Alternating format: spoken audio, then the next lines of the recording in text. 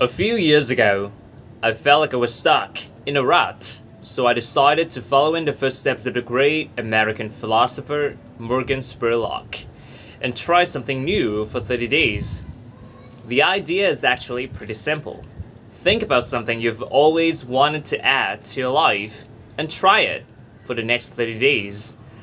It turns out 30 days is just about the right amount of time to add a new habit or subtract a habit like watching the news from your life. There's a few things that I learned while doing these 30-day challenges. The first was, instead of the months flying by forgotten, the time was much more memorable. This was part of a challenge I did to take a picture every day for a month, and I remember exactly where I was and what I was doing that day. I also noticed that as I started to do more and harder 30-day challenges, my self-confidence grew. I went from desk-dwelling computer nerd to the kind of guy who bikes to work for fun. Even last year, I ended up hiking up Mount Kilimanjaro, the highest mountain in Africa. I would never have been that adventurous before I started my 30-day challenges. I also figured out that if you really want something badly enough, you can do anything for 30 days. Have you ever wanted to write a novel? Every November, tens of thousands of people try to write their own 50,000-word novel from scratch in 30 days.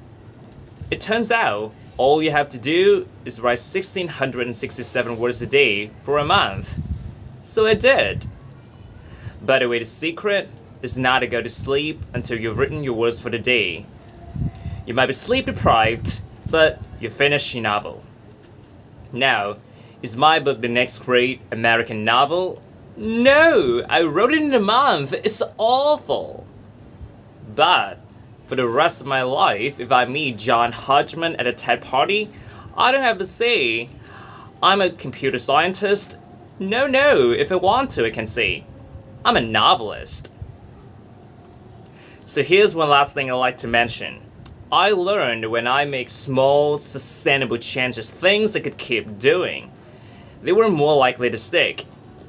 There's nothing wrong with big, crazy challenges. In fact, they are a ton of fun, but they're less likely to stick.